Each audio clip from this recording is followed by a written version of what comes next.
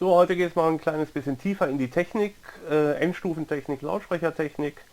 Einfach mal ein bisschen Grundlagen.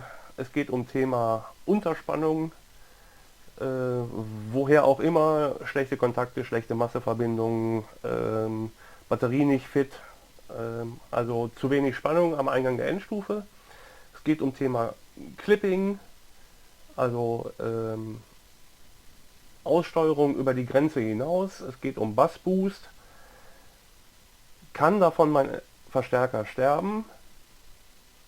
Und wenn ja, warum? Wenn nein, warum nicht? Ich behaupte, ein Verstärker stirbt weder an Unterspannung noch an Clipping noch an Bassboost, solange er sauber konstruiert ist. Schauen wir uns an, was im Verstärker passiert. Das erste Bauteil im Verstärker, damit es sich Verstärker nennen kann, ist das Netzteil. Mit 14 Volt Betriebsspannung kommen wir beim 4 Ohm Lautsprecher nicht weit. Da muss eine höhere Spannung her, damit wir Leistung kriegen aus dem Verstärker. Wie passiert das?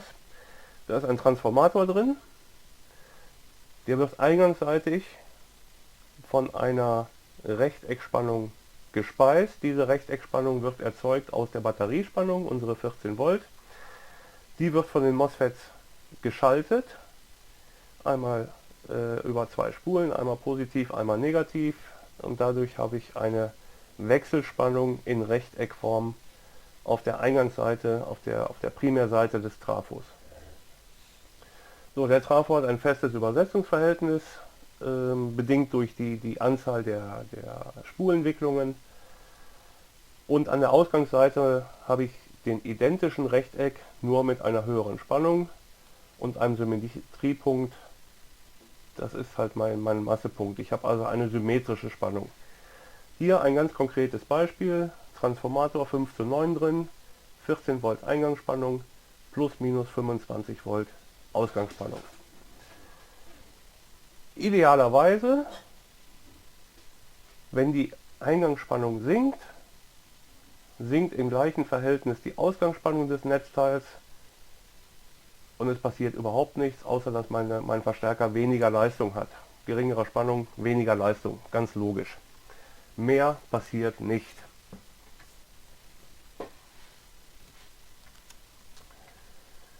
Das MOSFET selber arbeitet im Idealfall, wenn wir vom idealen Bauelement ausgehen, verlustfrei. Es kennt nur zwei Zustände. Entweder es ist geöffnet, das heißt der Strom fließt durch zum Transformator, das ist dieser Schaltzustand. In dem Moment habe ich den maximalen Strom durch das MOSFET, aber am MOSFET selber fällt keine Spannung ab. Leistung ist Strom mal Spannung. Die Leistung über dem MOSFET ist gleich 0. Der andere Schaltzustand ist, es ist geschlossen. Das heißt, es fällt die maximale Spannung, die komplette Spannung fällt über dem MOSFET ab.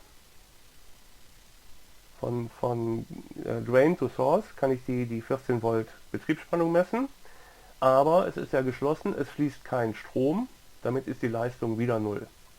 So, beim idealen Bauelement können wir also sogar auf die Kühlung verzichten. Es wird nicht mal warm.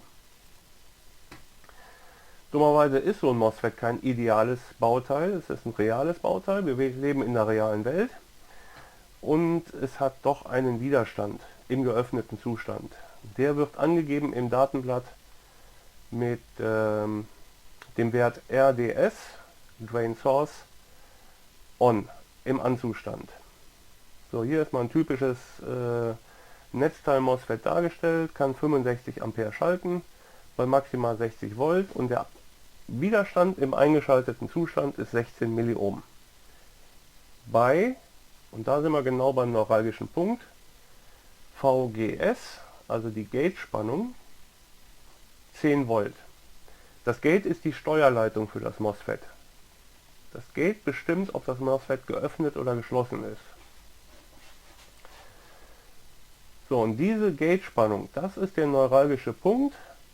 Wenn wir uns auch hier aus dem gleichen Datenblatt das Diagramm dazu angucken, der Widerstand über das MOSFET steigt mit sinkender Gate-Spannung.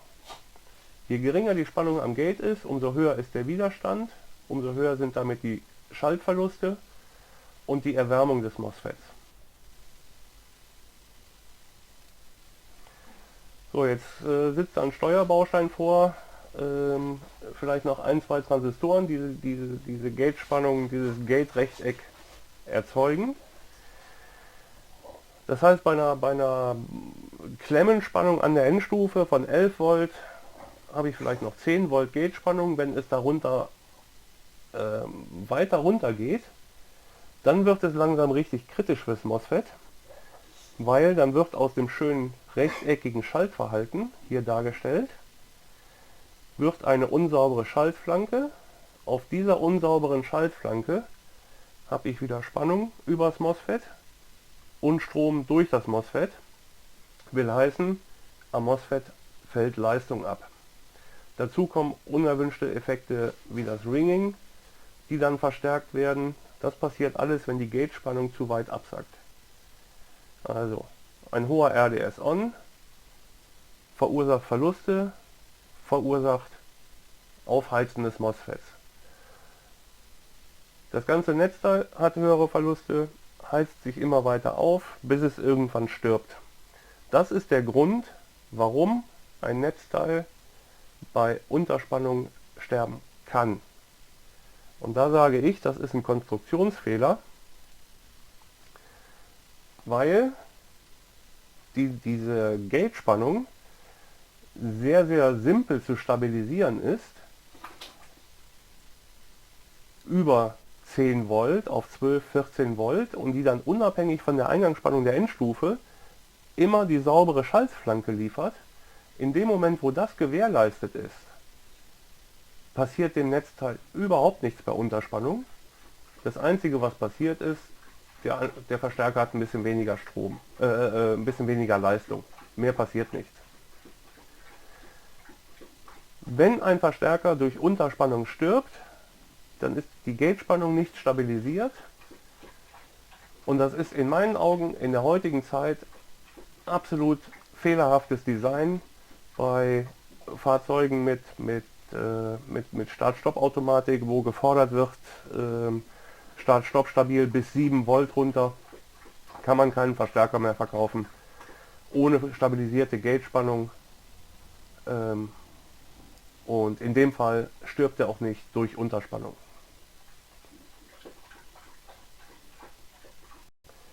So, der zweite Punkt, Clipping. Was passiert beim Clipping? Unser hier als Sinussignal dargestelltes Ausgangssignal überschreitet die maximale vom Netzteil zur Verfügung gestellte Spannung. Die Endstufe kann dadurch dem Signal nicht mehr folgen und unserer Sinuswelle wird hier extrem dargestellt im Prinzip die Spitze abgeschnitten, genau bei der Betriebsspannung des Netzteils. Musik ist in aller Regel eine wilde Summe, eine wilde Mischung aus unterschiedlichen Wellenformen, hauptsächlich sinusförmig. Deswegen kann man eine Sinuswelle da sehr gut als Beispiel nehmen. So, wir haben bei nicht klippendem Signal haben wir es mit zwei Spannungen zu tun. Einmal mit der Peakspannung, das ist der Spannungslevel des Netzteils, hier dargestellt mit der Linie. Und daraus resultiert bei einer Sinuswelle eine Effektivspannung, das heißt über den gleitenden Durchschnitt ermittelt die effektive Spannung, die zum Beispiel auch ein Multimeter anzeigt. Und beim Sinus ist dieses Verhältnis, die Effektivspannung ist geringer als die Peakspannung, also U effektiv ist U Peak, die Peakspannung mal 0,71 oder durch Wurzel 2 oder mal Wurzel 2, durch Wurzel 2, wie auch immer. Dieses Verhältnis ist fix.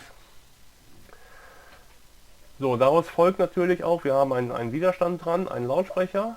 Das heißt, diese Effektivspannung hat einen Effektivstrom zur Folge.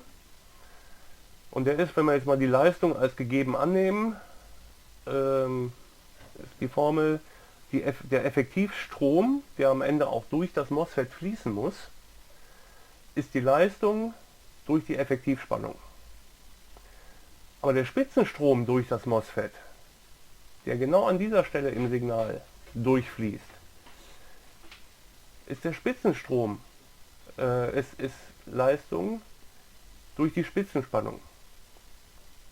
Das heißt, an dieser Stelle im Signal haben wir maximalen Strom durch das MOSFET. Die Effektivleistung der Endstufe berechnet sich relativ einfach. Ist Widerstand und unsere Lautsprecherimpedanz mal Effektivstrom zum Quadrat.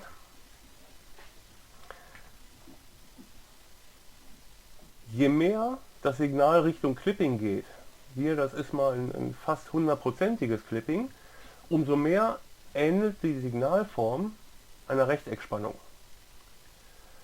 Und bei einer Rechteckspannung verändert sich, oder je mehr das passiert, umso mehr verändert sich dieser Faktor gegen 1. Ein perfekter Rechteck, beim perfekten Rechteck ist die Effektivspannung gleich die Peakspannung.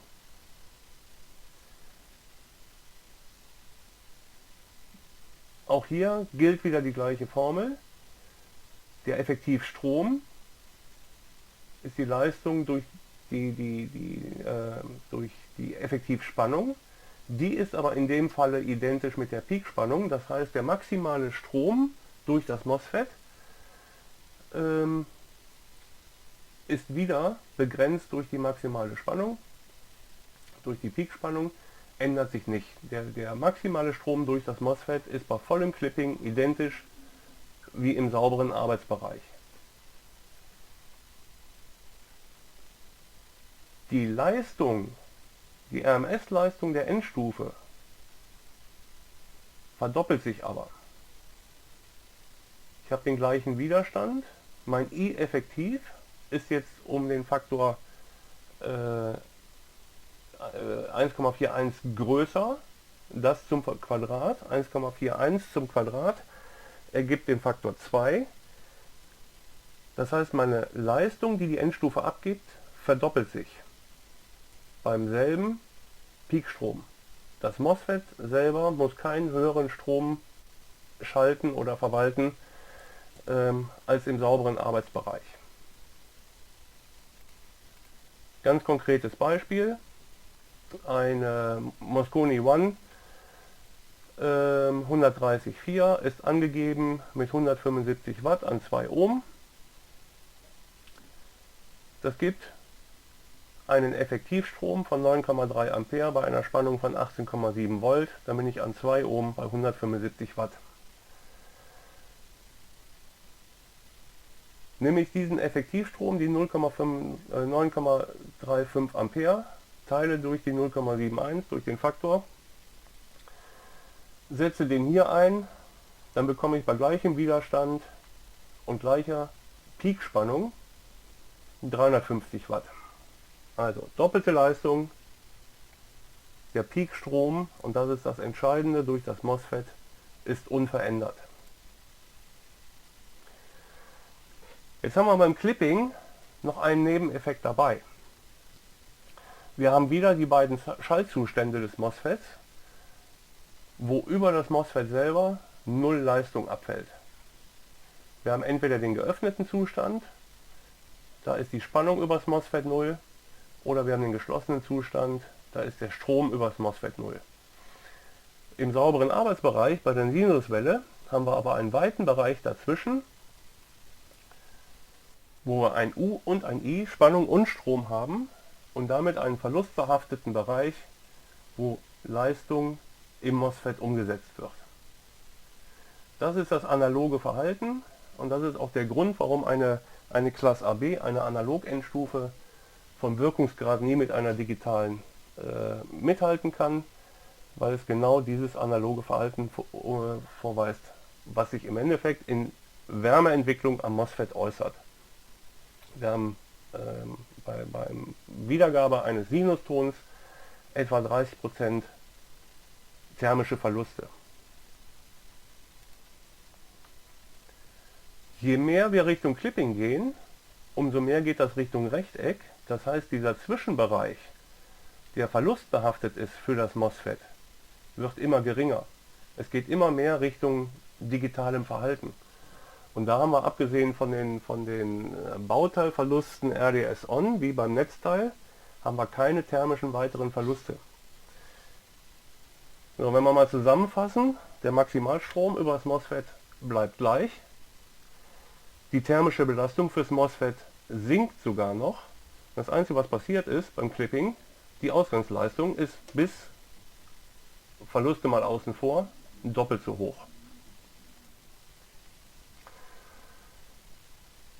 Ein Nebeneffekt beim Clipping passiert im Lautsprecher. In aller Regel ist das ja so dimensioniert, dass wenn die Endstufe ins Clipping geht, dann ist der Lautsprecher schon ziemlich weit ausgelenkt. Das heißt, die Schwingspule verlässt den Luftspalt und verlässt damit das Magnetfeld. Und was passiert, wenn die Spule das Magnetfeld verlässt?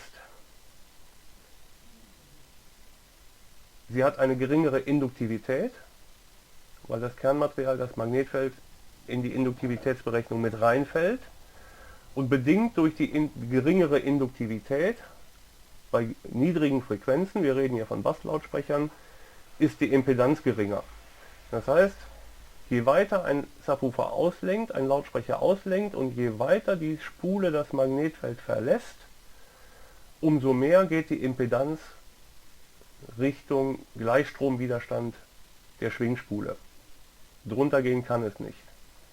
So, und das bedeutet, bei hoher Auslenkung, meist halt im Fall, die Endstufe klippt schon, zieht der Lautsprecher die maximale Power aus der Endstufe, weil der Widerstand am geringsten ist. Das ist ein kleiner Nebeneffekt, der gehört damit rein, hat aber nichts damit zu tun, dass der Lautsprecher durch Clipping sterben würde. So, hier mal zwei Beispiele, wie eine ordentlich dimensionierte und berechnete Endstufe aussieht. Wir haben wieder das Beispiel Gladden One 130/4. Bei 26,5, 27 Volt, 2 Ohm haben wir 350 Watt. Das heißt, die Endstufe ist 100% am Klippen und haben einen maximalen Strom durch ein MOSFET von 13,2 Ampere. Die Endstufen MOSFETs sind FQP44N10. Die können 43,5 Ampere schalten, also das Dreifache. Da kann klippen, was will, das MOSFET bekommst du nicht kaputt.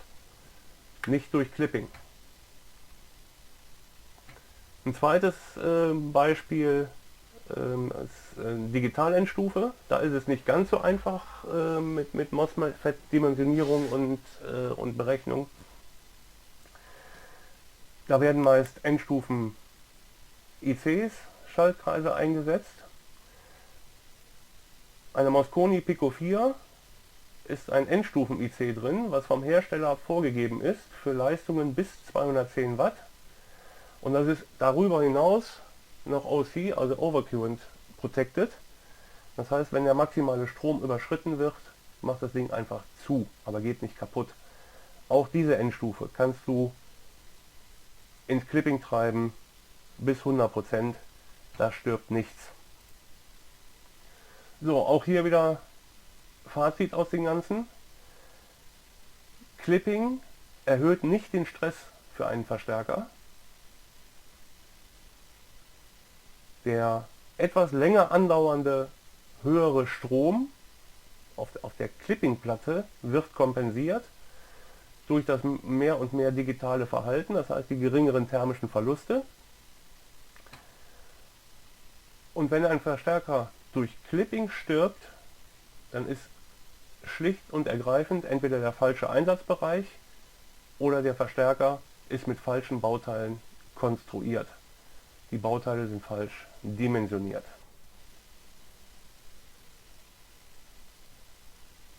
So, Punkt 3, der Bassboost. Bassboost ist eine ganz simple Equalizer-Schaltung, auch hier wieder reales Beispiel aus dem Schaltplan. Eine ganz simple Equalizer-Schaltung im Vorverstärker im Eingangskreis der Endstufe, der nichts anderes macht, als bei bestimmten Frequenzen das Signal anheben. Das Schlimmste, was also passiert bei exzessiven fehlerhafter Anwendung des Bassboost-Reglers ist, dass der Verstärker ins Clipping geht. Er kann übersteuern, er kann ins Clipping gehen, es kann sich übel anhören, aber er geht davon nicht kaputt. Weil, wie vorhin erklärt, ein Verstärker, ein sauber konstruierter Verstärker, stirbt nicht durch Clipping. So, kurz zusammengefasst, Unterspannung, Clipping, Bassboost. Wir sind im Jahr 2021, Verstärkerbau ist keine Raketenwissenschaft mehr. Es gibt genügend Anhaltspunkte und Formeln, um das sauber zu machen, um Verstärker zu bauen, die halten.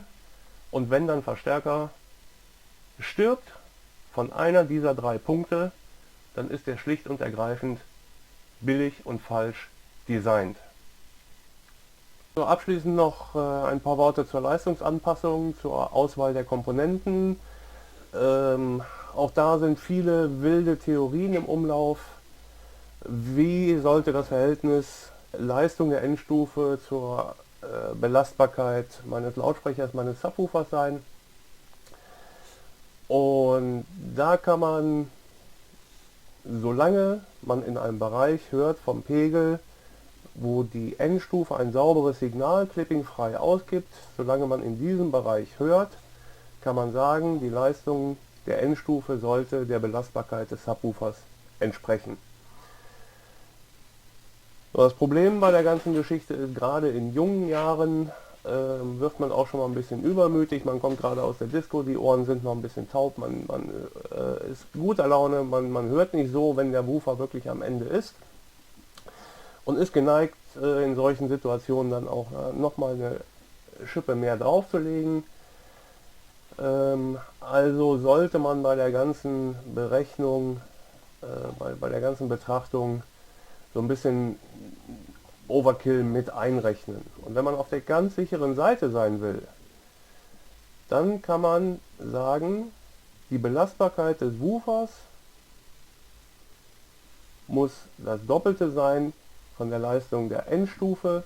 Dann bin ich 100% auf der sicheren Seite. Dann kann klippen, was er will. Clipping macht dem Woofer überhaupt nichts. Die hochfrequenten Oberwellen, die dabei entstehen, die filtert die Induktivität wieder raus. Die Massenträgheit sorgt dafür, dass er sich weiter bewegt. Er klingt halt scheiße, aber er geht nicht kaputt von Clipping. So, wenn ich auf der sicheren Seite sein will, dann berechne ich die doppelte Leistungsaufnahme am Subwoofer, als die Endstufe leistet.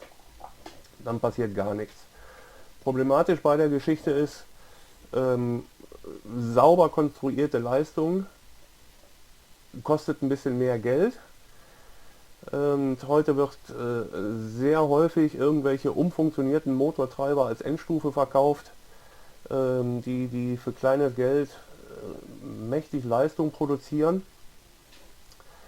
Da stehen dann auch oft utopische Leistungsangaben drauf.